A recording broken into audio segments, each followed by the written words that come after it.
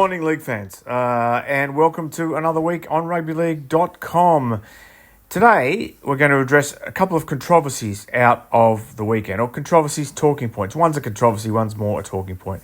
The first one, we'll do it in chronological order. The first one is Ian Watson's comments on Friday night after his Huddersfield team were beaten 48-0 by Warrington, where he talked about the possibility of him being sacked. He talked about the setup he'd gone into, the toll that the defeats had been having on him.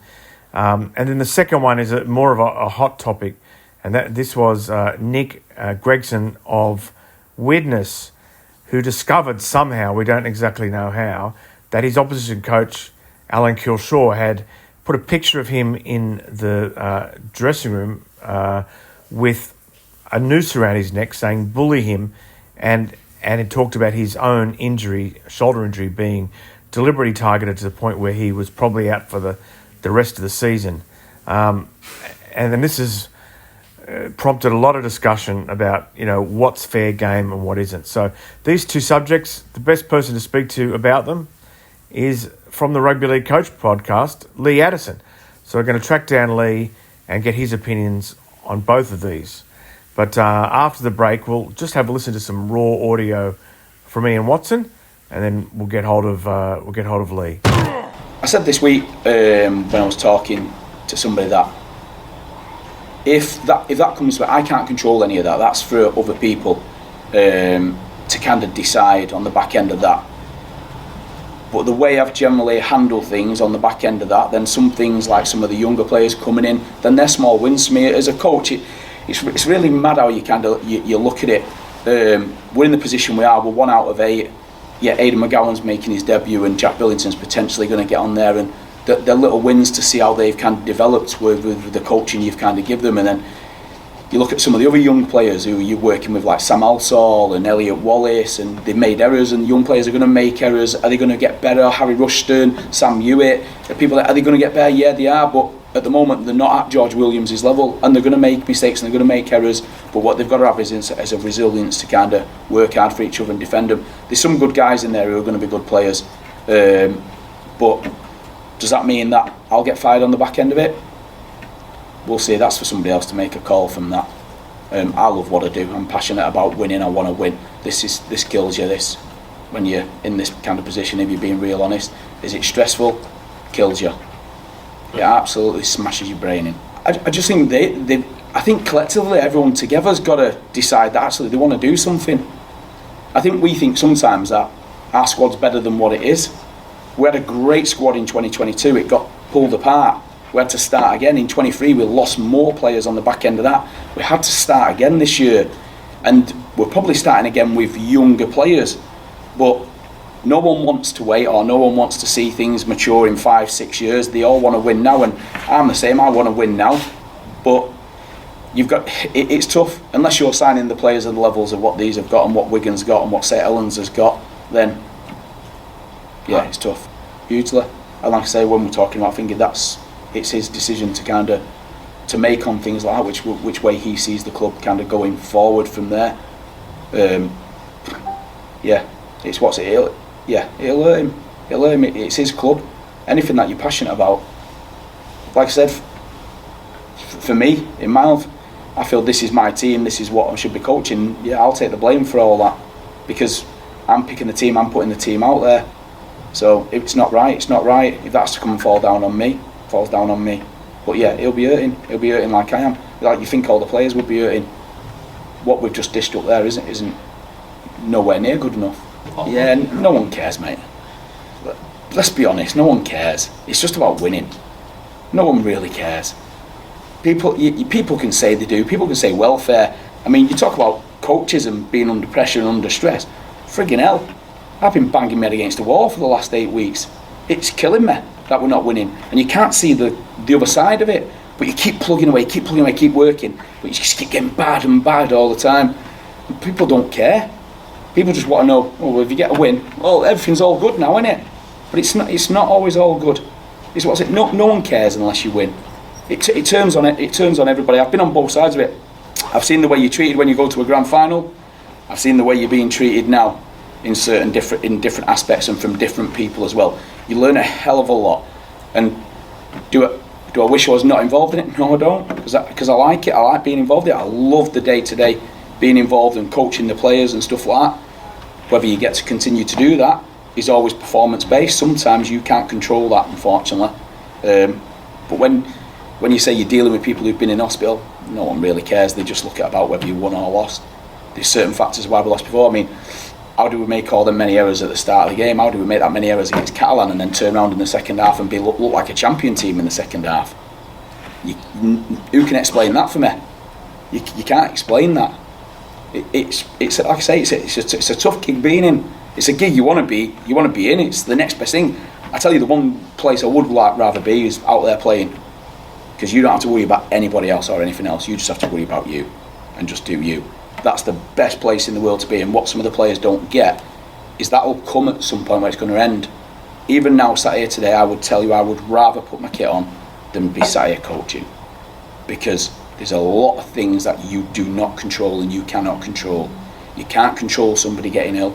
You can't control somebody doing something you've kind of trained for all week, and then you decide to defend it something different on there because fatigue's set in, because you've done too much defending, or you're worrying about the error that you've just done. Yeah, 100%. The way I felt over the last 10 weeks, yeah. No, I'd say it's the toughest period. Yeah. The one thing I'd say about Salford, and again, I'm coming back to players here, and I'm not being derogatory. There was some champion guys there, mate. Just in the way they carried themselves, the way they were. But they understood what the club was about. They understood what we was about, and they all bought into that. Yeah. I just think they think this club's different. From the outside, I'll be honest, I thought it was different. I thought it was coming to a top 4 setup. It's not, and we've got to get our head around it. You've got to work hard. You look at our squads, put them on paper and put them next to Sutherland, put them next to Wigan, put them next to Catalan, put them next to Leeds. Look at the levels of player, or the internationals, or the champions in them squad. You look at Lee. You go through Lee, and I know Lee is sat in probably a tough position, but Lee are not getting probably the battering we're getting. But you look at Ricky Latelli, an RL Grand Final champion, Challenge Cup winner now. Zach Hardacre, how many games Grand Finals has he won? How many Challenge Cups has he won? John Asiar, Lachlan Lamb, Moylan. The levels of player, the unbelievable levels of player.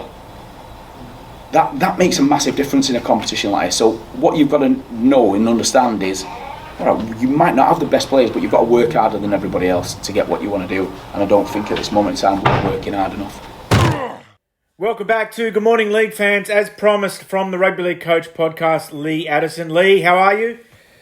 I'm good, thank you. The weather's quite cold here in Brisbane. I feel like I'm back home in England. Well, it's actually not a bad day. It's kind of unpredictable. It's like, as you know, here, it's like an island weather system. So Crowded House could easily be from Rotherham, 4 seasons in one day. But now, 2 things. I promised you, Lee is the host of the Rugby League Coach podcast, which has been very prominent in the first couple of months of rugbyleague.com's life. And I promised that I'd call him when we moved to the new format anytime there was anything that was particularly related to coaching. And there's this morning, as we sit here on Monday evening in Australia, there are 2 things which have popped up in the Northern Hemisphere, and we're going to discuss them in 2 kind of blocks. So first, Lee, I believe you've had a chance to listen to and read what Ian Watson had to say after that 48-0 loss to Warrington on Friday night. I've always found it interesting with Ian that he's never been afraid at times to separate himself from the team in his conversations after a match. And I actually read the quotes, and then when I went and listened to the audio, it wasn't as stark as the quotes sort of in isolation. He expressed a general frustration, but he also talked about how we didn't go into. I thought we were going into a top 3 setup, et cetera, et cetera. So anyway, what were your thoughts on his comments? I think regardless of what he said or not said, or if it's been taken out of context, the reality is it has been printed in such a way that those comments have been pulled out. So the players are going to read this, or they're going to hear about it. And I don't think it's good. I don't think it's good because you can't throw your players completely and utterly under the bus. I have seen the words lack of quality being used. Now, imagine working for someone who tells you you are not up to the job, but he's still got to employ you. And I think the way it has been represented in some of these print formats does not look good for Ian Watson at all. And Ian and his family are friends of mine, so I speak with knowledge of the person and the integrity and the humility he does have as a person. And I think he will be upset if he has been taken out of context. But it does not look good, Steve. Yeah. I mean, in the position he's in now, where the owner has done a statement at midnight after the match, saying not much, but that also that doesn't bode well, does it? Not at all. Not at all. I think, but there's a few questions this raises to me. Ian Watson has been the coach of Huddersfield now. I think this becomes his third season. At the end of this year, it'll be his third season. You can't tell me he hasn't had a say in the recruitment of these players. And if he hasn't done due diligence, or the club hasn't done due diligence on these players' backgrounds, then they shouldn't be surprised if they get surprised by some of their performances. Number two, I think the rule is you should never undermine your players in any way, shape or form in public. If you're saying that their effort wasn't good enough in one particular game, I don't think that's a problem. But the reality is, Ian Watson has got to walk into that dressing room this week. And one of the keys as a coach is to get the players performing and playing for you, for their leader. And I have no doubt that Ian Watson, if he gets the chance, has to do a heck of a lot of work to get the team playing for him again, because we can all read, I've read what's happened or what's been attributed to Ian, and I would want to tell Ian that I'm not happy with that, or I wouldn't want to play because I don't think the guy has confidence in me. So I'm stopping short of saying he's gone too far, because I'm with you in some of the audio, and I think it may have been pulled out of context a little bit, but the reality is Ian Watson's got a situation to deal with now. Either that or the club are going to relieve him of his duties. Yeah. It's been great to get your insight into this. We're going to come back after the break. We're going to talk about Nick Gregson versus Alan Kilshaw. Before we talk to Lee Addison about this Nick Gregson affair, let's just explain the bare bones of it. Swinton beat Widnes in the Championship 24-12 on Sunday. The player from Widnes, Nick Gregson, tweeted this afterwards. Well done to Swinton. They were the better team in the end today, but I just needed to post a message on here after some things I've been sent and told regarding the Swinton coach, Alan Kilshaw. I gave blood, sweat and tears for years at Swinton and was a big part of keeping them in Championship last season, and this is what was in the dressing room from Coach Alan Kilshaw, along with target my injured shoulder, which he kept shouting in the game, I've been told. I am probably done for the 2024 season now after it coming out again today, and maybe even my time at Widnes, who knows. But I go out to provide for my family and enjoy myself with my mates. To see a picture of me with a noose around my neck and have the coach of a club I have given a lot to openly want to injure me and probably other players is outrageous. We play probably the toughest game of all for not much money and have to have a full-time job on top of that.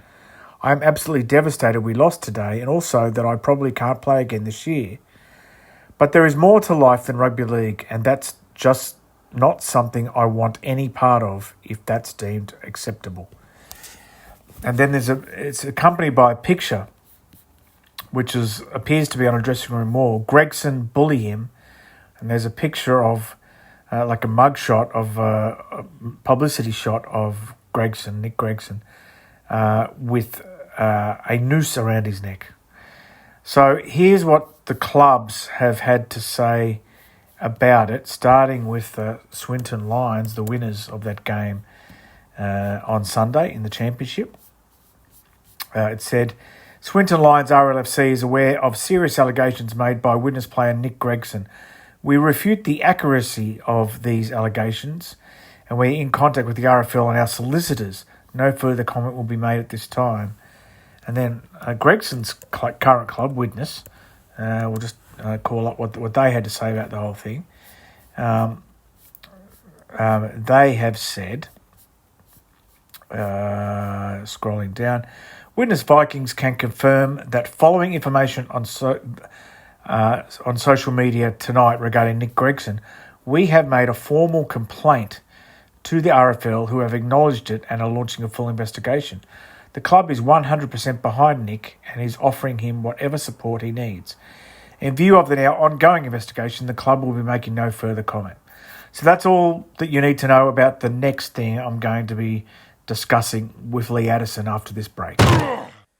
Now, that was intriguing. We just talked about Ian Watson and his comments after the defeat to Warrington. But this is even more intriguing and even more unusual, where we had the Nick Gregson of Widnes somehow get hold of a photo from the dressing room wall of Swinton after Swinton beat Widnes, where he was depicted with a noose around his neck and said, bully him. And in the match, he actually did suffer an injury or an aggravation of a shoulder injury that he went into the match with. And he blamed this on the fact that Alan Kilshaw deliberately targeted him and instructed the players to target him. And people on social media have been saying that the coach, and I can't verify this, and so it's just, but suggesting the coach was audibly instructing players from the sideline to target him, and he is a former player at that club. Oh. So he felt personally, hurt by this, not just physically, but personally hurt by it. And I think, sorry, Lee, I think it stands on the fault line of a couple of things. One is changing values in society and how they impact our sport, in that targeting a player with an injury is still considered, I think, acceptable. But also that kind of like, I'm a part-time player, this is my livelihood, which is a thing that we don't, in Australia perhaps, and I'd be interested to hear what you think, whether it's more win at all costs in Australia, that wouldn't come into the discussion in Australia as to whether a player was targeted. And I know back in the day that things were said in dressing rooms, things were put on dressing room walls that were just as bad. However, this is in the public domain now, and most people are shocked by it. Most people are very, very anti-Alan Kilshaw over this incident. Yeah. What do you think? Well, I think that, to your first point, this kind of stuff still happens in rugby league to an extent. So, target this player, get in his face, that kind of talk, rather than saying that we're going to stamp on his head, or we go back to the Terri Lamb incident in the grand final with Ellery Hanley, was it in '89? Yes. Where literally take him out. Yeah. I think those days have gone. But you will talk now about getting in someone's face, being physical. But there's a few things Alan Kilshaw probably needs to do a bit of reading up on. Number one, if you're going to bully someone, a noose will take it a bit further than that. It will result in death. So if he wanted to come up with some kind of illustration for bullying, the noose is probably not the best one, because the noose is used to come up with death, right? So he's got that one completely wrong.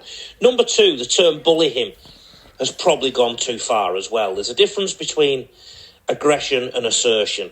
There's a difference between thuggery and playing within the rules and being aggressive. They're two different things, okay? Number three, any modern coach who does not understand that mobile phones that we all have in our pocket have the ability to take very good pictures in very good detail, and we have social media and we have WhatsApp groups that can go to wide audiences, should do some research very quickly about working in this century. And my fourth point is, Kilshaw should always remember that the players do talk to each other from different clubs.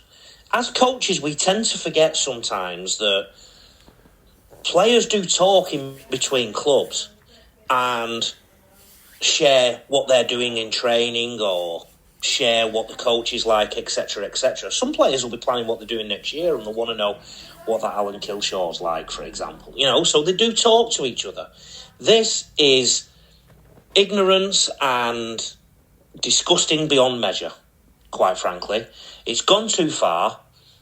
Whether the club should punish him for it or whatnot, that's a different matter, and it's all about the club and their values. They certainly need to have a strong word with him, and Alan Kilshaw certainly needs to be sending an apology to the player concerned, and certainly needs to be announcing the apology publicly and condoning this, because the bully him is one thing, but the noose around the player's neck is absolutely awful. Yep. Lee, it's been great to have you on the show this morning. Tell everyone where they can find you and your show. Okay, the Rugby League Coach podcast, and if coaches and players out there want to have a look, please go to rugbyleaguecoach.com.au. But the Rugby League Coach podcast, get it through rugbyleague.com or your usual Spotify, Apples, and all those things. Or on demand at rugbyleague.com. Yeah, that's it, yeah. Thanks, Lee. Great to speak to you. That's it for Good Morning League fans for today. Thank you for joining us, trying to make this show a little bit more regular and reliable. Congratulations to Jason Riles, fellow former Port Kembla High School student who's now the head coach at Parramatta Eels. Tomorrow's episode of this show, I can't say any more. It's going to be real special. So make sure you join us 9 a.m. UK time on rugbyleague.com. Goodbye for now.